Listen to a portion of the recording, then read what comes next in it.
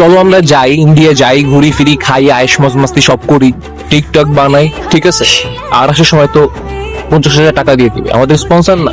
আর হাতে টাকা থাকলে বাসার লোকজন কেন, দুনিয়ার কোনো চুদির ভাই কিছু পাবে, সব সে। এক না দুই না, পুরা 50,000 টাকা আমি তো জীবনেও চোখে দেখি নাই দোস্ত। আচ্ছা শোন না, বলছি তোর একটা 5,000 টাকা দামের মেকআপ আছে না? আমি কিন্তু এটা কিনবই কিনবো।